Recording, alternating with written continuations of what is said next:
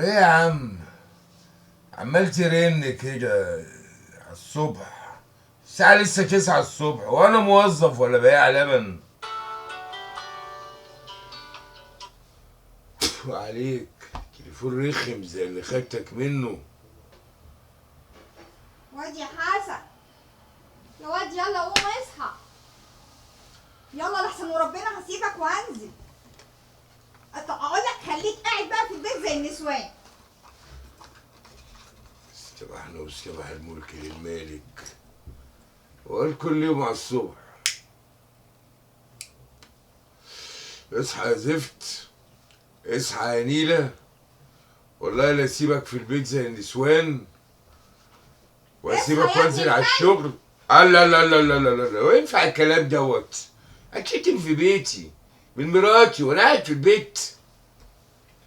اخلص، جاتك نيلة، جاتك نيلة وانت طالع زي ابوك، مفيش منك رجا. تلاقيه هو التاني بايت بره البيت ولسه مرجعش.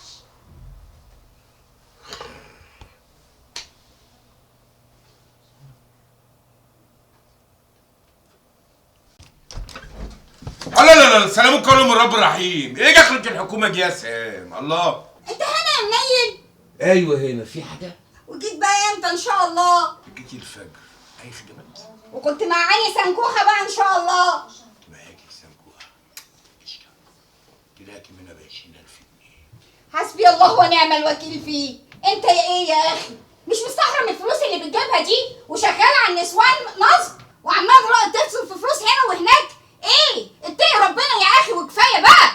الله، في يا سام، واحنا مش هنخلص من الموشع بتاع كل يوم دوت ولا ايه؟ لا مش هنخلص غير لما تبطل المشي العوج والفلوس الحرام اللي بتجيبها البيت. والله انت متجوزانه على كده، ما كنتش ضحكت عليكي وقلت لك ان انا شغال ضابط مباحث ولا ايه؟ لا يا اخويا ما تضحكتش عليا، بس قلت اتجوزك يمكن اغيرك واكسب فيك ثواب. واديك اتجوزتيني وما اتغيرتش وما عرفتيش تكسبي الثواب. حل بقى عن وداني وسيبيني في حالي. عليا الحرام من جنة مندوب، ان ما اتعدلت لا اكون مبلغ عنك البوليس وهتحبسك تاني يا رد السجون. الله لا، ايه يا سام؟ وينفع كده؟ الله الله الله الله، وحدوا الله يا جماعه، فرجتوا علينا الجيران، في ايه؟ تعالى يا عم شوف المحروسه امك مالها على الصبح. مالك يا محروسه؟ في ايه؟ مين اللي زعلك؟ الله، ايه العباره يا دوحه؟ امك ابو علي مالها؟ كل يوم على الصبح تسمعنا موشح كل يوم. كنت فين؟ جبت الفلوس منين؟ واتقي ربنا وهبلغ الحكومة عنك يا رد السجون وهاتك يا شتيمة. ما هي بصراحه عندها حق. جريحة امك، انت هتقوم على عمها ولا ايه؟ هي اللي عندها حق دي. يابا انا مش هعوم على امها ولا حاجه، بس يعني الموضوع كله ان انت فلوسك كلها حرام، كل حاجه بتجيبها حرام في حرام، مفيش حاجه حلال. حرام؟ حتى انت يا حسن تقول لي حرام؟ ده انت يا ابني اللي ما حديش غيره. وبعدين وانا كنت لقيت شغلانه غير دي وما اشتغلتهاش. الشغل على قفا مين يشيل، بس انت دور على الحلال. هو صحيح متعب شويه بس طعمه حلو. وهو فين بقى الشغل ده بقى ان شاء الله؟ انزل معاه الموقف. هو صحيح هتتعب شويه بس هتاكل لقمه حلال. انزل معاك الموقف؟ عايزني اشتغل سايس عربيات على اخر الزمن وقول لي جركن هنا وتحت امرك يا بيه وخدامك يا باشا. يا حسن انا دخلت على ال60 سنه، ما ينفعش اتمرمط المرمطه دي. وبعدين على فكره لولا الشغلانه دي اللي انا شغالها ما كنتش بسلامتك انت قدرت تقف في الموقف ده، ولا كانت امك قدرت تبيع جرايد في الموقف ده من غير ما حد يرضيها.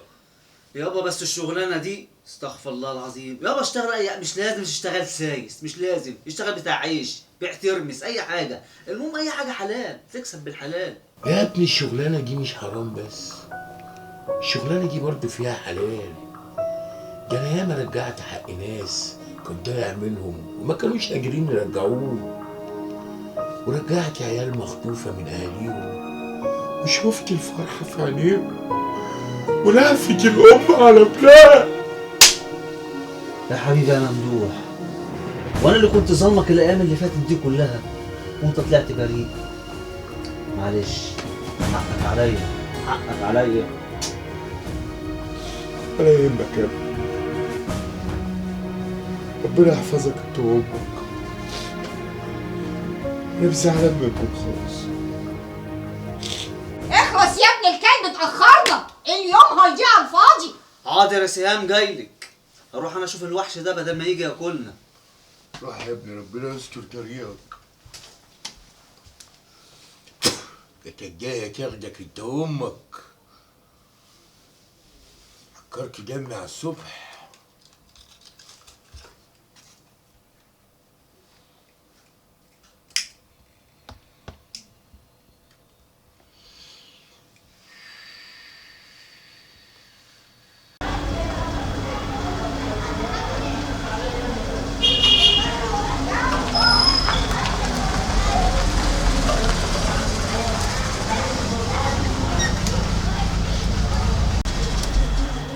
انزل يا عبدو سلمي على الست اللي انا جايه لها.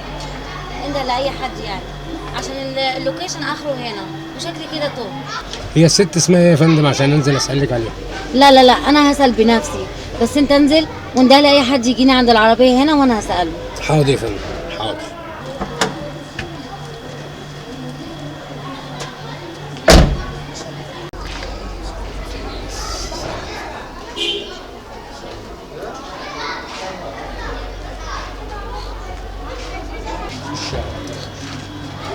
بقول لك يا كابتن، انا محتاج سؤال بس معايا يعني بتسال على الميه هنا السعر قليل. حرمي في العربيه يا عم. نبقى بسألك بس سؤال، اسالك سؤال كده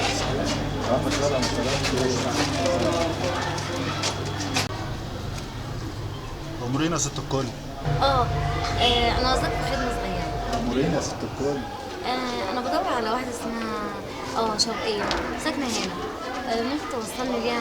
بس الابلكيشن اخره هنا وانا مش عارفه العنوان بالظبط. أنت قصدك الست شوقية بتاعت الروحانيات ولا واحدة تانية غيرها؟ ست شوقيه بتاعت الروحانيات. ايه ده، انت تعرفها؟ عز المعرفة، ده أنا حتى بشتغل معاها. ايه ده بجد؟ بجد. وحضرتك بقى تعرفيها ولا دي أول مرة تتعاملي معاها؟ لا، انا جايه لها من طرف استاذ عاطف، انا ما اعرفهاش. أستاذ عاطف بتاع الجيزة صح؟ لا، ما اعرفش بتاع الجيزه ولا لا، بس هو شغال عندي في الشركه وهو اللي وصفها لي واداني اللوكيشن بتاعها. تمام. طب وحضرتك عايزاها في إيه؟ الموضوع شخصي شويه، بس ممكن توصلني ليها وانا مش هنساك، هكرمك. بس للأسف هي مش موجودة دلوقتي، بس سهلة ومحلولة يعني. ممكن حضرتك تديني رقم تليفونك وهي أول ما تيجي هتصل بيك على طول يعني. خلاص. اوكي، اتفضل اكتب عندك.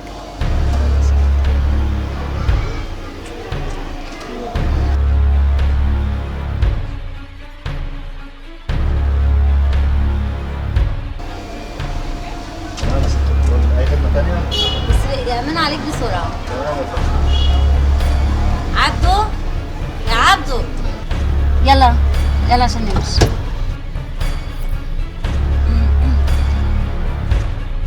بعد اذنك وصلني البيت. حاضر. شكرا يا عبد.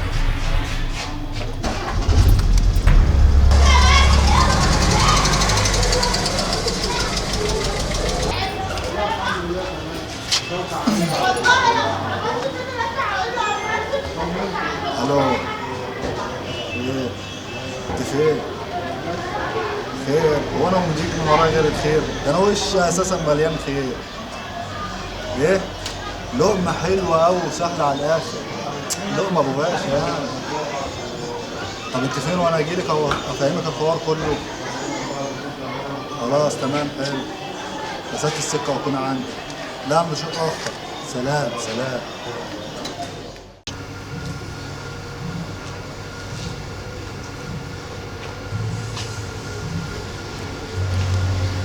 ولا يابا.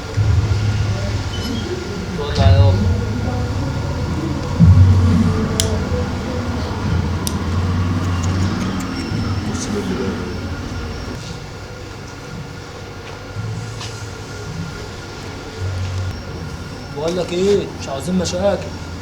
مشاكل مين يوم؟ تعالى بس ننكش. تنكش مين يالا؟ دي سهام. سام دي متجوزة ست. لا واحدة زي واحدة وبعدين تعالى هنا. دي اللي جت عليك وادي السوق بتاعك وحطيت عليك. ايوه يا هام بس برضه انت عارف مين سهام. الجرايد في الاخر. نسيت اهم حاجه ان هي مات ممدوح وام حسن اللي واقفين الموقف ده كله على رجلي. بلاش يا صاحبي. بقول لك يا زميلي موقفين الموقف ده كله على رجله موقفينه على شعره وانا ما يهمنيش. خلصانه بالشياكه انا طلبت معاه رزيه. رزيه؟ طب براحتك وخليك فاكر اني حذرتك وقلت لك بلاش. اللي معدي ده مصطفى. مين يا صاحبي؟ اوسخ غالي اللي ما بيجيش من وراهم غير قله الاصل والمجال. تقولش يا مصطفى الصراصير سابت البلاعات اللي هي بتقعد فيها وطلعت الشارع تشم هوا. فين الصراصير ده سفينه؟ يا قدامك ايه؟ صح انا نسيت. ده عشان قلبك ابيض ما بتشوفش الكلام ده. لكن انا عشان عارف اصلا فصلها فبشوفها. ما هو يا حلو يا ملزق ما بيشوفش الحاجة إلا اللي طلع من وسطيها، فاللي بيشوف صراصير بيبقى طالع بيطمن على أهله. جرام ورا حد وجه لي الكلام ولا سالك في حاجه؟ انا بكلم الصراصير اللي ماشيه في الشارع محدش وجه لي الكلام. عدم اللي مؤاخذة يا بقى، الساكت عن الحق شيطان أخرس، وكل واحد بيقول اللي بيمليه عليه ضميره. على الطلاق انت لو ما لميتي نفسك هنا هتفني. وطلاق من مين يا حيلتها؟ طب ده انت صدمان وعدمان ومالكش مرض. طب عليك الطلاق وطلاق 3 زي الرجاله. ما همشي الا ما اوريك شغلك، وريني بقى هتدفني هنا ازاي. خلاص يا سهام حقك عليا انا المره دي وشوفي شغل روحي شوفي اللي متاكل عيش. لا مصطفى مش همشي الا ما اوريني شغل. عشان خاطر انا يا سهام حقك عليا المره دي وامسحها فيا انا وعديها. راح مصطفى انت معاه ولا معاه؟ عمال تشارك خطيره اهو بتحايل عليها ليه كده يا عم؟ انا عايزني محدش وجه لها كلام. انا بكلم الصراصير اللي ماشيه في الشارع. ولو بقى كان شايفه الكلام على مقاسها ما يغلاش عليها عناية. يا عينيا ويا عينيا دي جايبها منين يا واد؟ ده حتى النسوان بطلوا يقولوا يا عينيا. خلاص يا سهام خلاص يا عم سفينه خدوا السهريه بقى مش طالبه فرقه الناس علينا. راح مصطفى انت معاه ولا معاه؟ انا مش مع حد يا عم سفينه وانت استسهام حقك عليا المره دي وانت يا عم سفينه خلاص لم الليله حقك عليا استسهام وامسحها فيها المره دي. لا والله لا يمكن، وديني ما هسيبه الا لما يبوس الايادي ويتاسف. ده مين ده اللي يبوس الهادي ويتأسف؟ انت حيلتها. طب شوفي اخرك بقى وهاتيه واعلى ما في خيلك اركبيه عشان اللي انت بتقوليه ده ابعد بالسبعه على الارض. وكلمه كمان يكون فاضل في عداد عمرك ساعه واحده ويخلص. طب طالما بقى فاضل في عداد عمري ساعه ويخلص يبقى بلاها كلام. وان كنت مفكر ان طولك دوت هيفرق معايا تبقى بتحلم. استعنا عشقها بالله.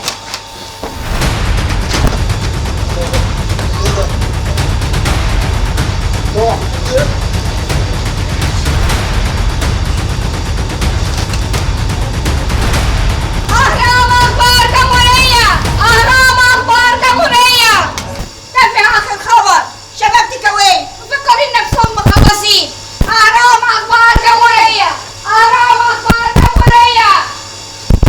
قلت لك بلاش يا صاحبي ما سمعتش كلامي وادي اخرتها. يا رب بس ما يكونش ممدوح وحسن عرفوا بالموضوع. ويا عم مش عايز حد يسندني. اديني مساعدك كسابة كلبت. اديني مساعدك. قوم بس تغسل وشك اول من الدم ده وبعد كده ابقى ربينا. اوعى يا عم كده مش عايز حد يسندني يا عم. يلا. الصراحه تعالى كلبت. خد انت عندك من ناحيات تعالى. اوعى يا عم. اوعى كده. طب تعالى طب يلا امشي.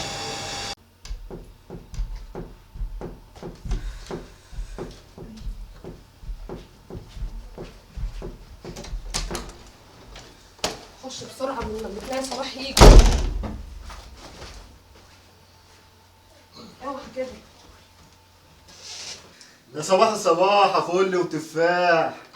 ما تخلص يا رحام، كنت جاي تشقط واحدة. خش في الموضوع على طول قبل ما المنقوص صلاح يجي. من عناية يا ست الكل بقى الموضوع وما فيه، وانا قاعد تحت كده بستقدر اي مصلحة عشان نقلبها وناخد منها لقمة عيش. قوم ربك ايه بقى كريم يبعت لنا لقمة عيش، انما ايه لقمة بغاشة. ليه؟ صعبت على حد اداك سندوتش؟ سندوتش ايه هو ده اللي هكلمك فيه؟ امال ايه؟ الموضوع ما فيه ان انا وانا قاعد تحت لقيت عربيه بتوقف. قوم ايه بقى؟ ايه؟ انا اعمل نفسي مش واخد بالي، وما الراجل راح نده عليا وانا معدي.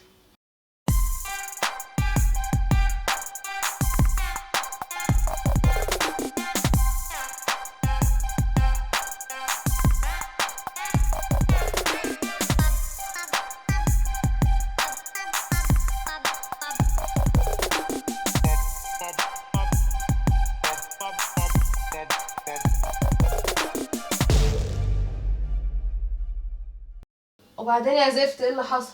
ما كدبتش خبر، قمت مكلمك على طول. يعني انت معاك رقمها يا واد؟ في الحفظ والصون وموجود على التليفون. طب وانت ناوي تعمل ايه بقى دلوقتي؟ جرايه يا معلمه، هو انت لسه ما فهمتيش الحدوته؟ يا واد ما انت عارف ان انا ماليش غير في السرقه وبس، شغلي كده خفافي ريشه، اخلص المصلحه واطير على طول. سهله، هخليها تقابل شويه. ولما انت هتوديها لشوقيه وجع دماغي ليه من الصبح وجاي ومكلمني لما انا ماليش لقمه عيش في الحدوته؟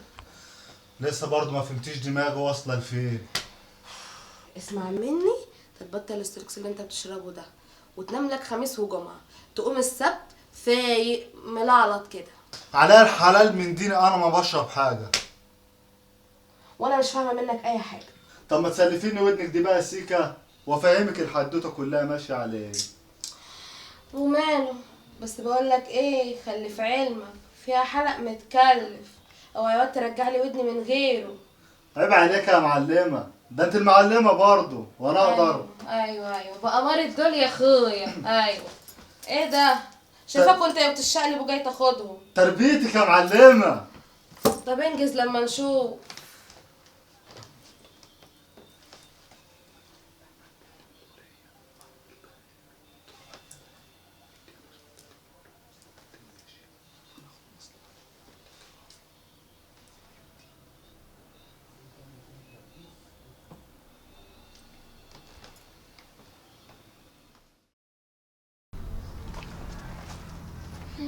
زرعتها مانجا طلعت بطيخ يا فالح.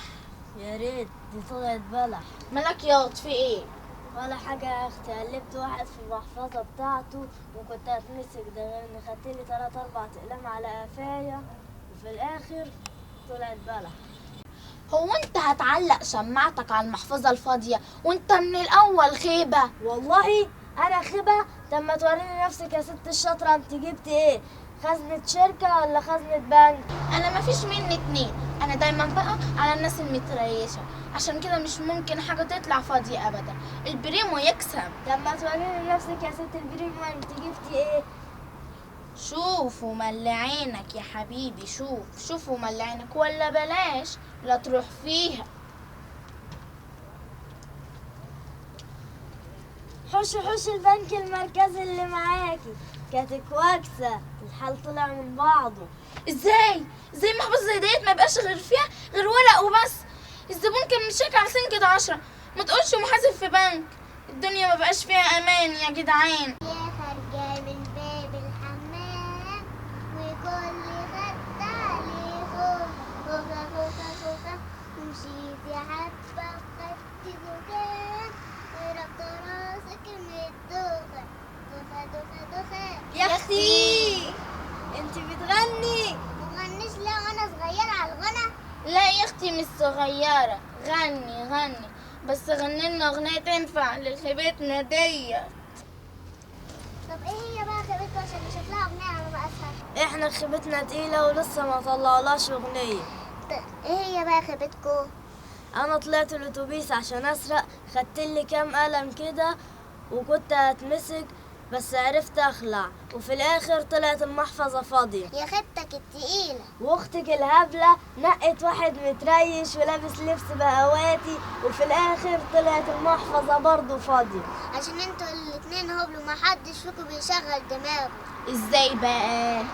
اقول لكم انتوا الاتنين مركزين على الرجاله، مع ان الرجاله ما بيجيش من وراهم غير وجع الدماغ وشيل الهم، انما انا بقى بركز مع الستات، دول اللي تعرفوا تطلعوا من وراهم احلى مصالح. ازاي يا ناصحة؟ مين اللي دايما بتقلب الراجل في الفلوس؟ الست. ومين اللي تقدر تاكل بعقله حلاوة وتخليه يعملها كل اللي هي عاوزاه من غير ولا كلمة. الست. ومين اللي بتطلع عين ام الراجل وتوديه في 60 داهية لو فكر يعكنن عليها؟ برضه الست. انا بقى ماليش دعوه بالرجاله، واتمنى اركز مع ست وبقلبهم لاني عارفه لانهم شايلين على قلبهم قد كده لانهم بيقلبوا الرجاله. ماشي يا كبيرة، ورينا بقى شطارتك وباللي انت جبتيه وطلعي بالمصلحة اللي معاكي. مين انا؟ ده انا بلف طول النهار على كواب رجليا وفي الاخر بح. امال ليه بقى الستات والرجاله وخليكوا ناصحين وواعيين وعملت فيها ابله فهيده؟ لوجي. نعم. بطلي استهبال وشغل حواليني ده كيكه وطلعي بالمصلحة. احلى مصلحه في الدنيا. شوفوا مليانه ازاي. ايه ده كده؟ وريني كده. يا خبر ابيض، كل ده؟ ما يحسد المال، حتى اقول اللهم صل على النبي، ما يحسد المال الا اصحاب. انا اول مرة اشوف فلوس وصيغة زي دي. طب هو انت حياتك ايه عشان تشوفي حاجه زي دي؟ انا بقول نريح شويه لحد ما نخلص الفلوس والصيغه اللي معانا دي، وبرضه يكون الموضوع هادي شويه. المشكله بقى هنبيع الصيغه دي لمين والفين واحنا لسه صغيرين؟ اخدها انا منكم يا نعناية. تشتري ايه يا معلمه؟ الشنطه اللي تعباكم ومحيراكم دي. شنطة ايه يا معلمة اللي بتتكلمي عليها دي؟ الشنطه دي. اوعي يا بنت، سيبي الشنطه دي بتاعت امي الله يرحمها. امك ايه؟ اوعي، ده امك دي ماتت من الجوع. حرام عليك، احنا ايتام، انت متعرفيش اللي بياخد حق ايتام بيدخل النار. ايوه بيدخل النار، وربنا مش بيسامحه خالص، وبيفضل يتعذب في النار ويتشوي فيها زي السمكه. سمكه ايه دي؟ غوريلا. لا والله، يعني الامان والتقوى نزلوا عليكم دلوقتي وانتوا ما تعرفوش بقى يا حبايبي ان اللي بيسرق الناس بيخش برضو النار ويتعذب فيها ويتشوي زي الصراصير. وبعدين يا بنت انت وهي وهو، انا مش قلت لكم محدش عتب منطقتي تاني؟ ومين بقى اللي قالك ان احنا قربنا من منطقتك؟ بقالكم اسبوع شايفاكم ومراقباكم بتقلبوا عيشكم فيها. خلاص يا معلمة، اخر مرة ادينا بس الشنطة ومش هنقرب منها تاني. انتوا كده بمزاجكم غصب عنكم مش هتقربوا منها تاني، والشنطة دي بقى تكفير عن سيئاتكم والاجر على الله. بصوا بقى، عليا الطلاق من اللي قاعد في البيت، لا شغلة ولا مشغلة. ان ما مشيتوش دلوقتي وما قربتوش تاني من المنطقة دي لكون واكلاكم ومحلية بعديكم بأم علي. حاضر يا معلمة، هنمشي من منطقتك، بس الأول عايزة أتأسف لك على اللي حصل. وطي شوية بوس دماغك. بوس.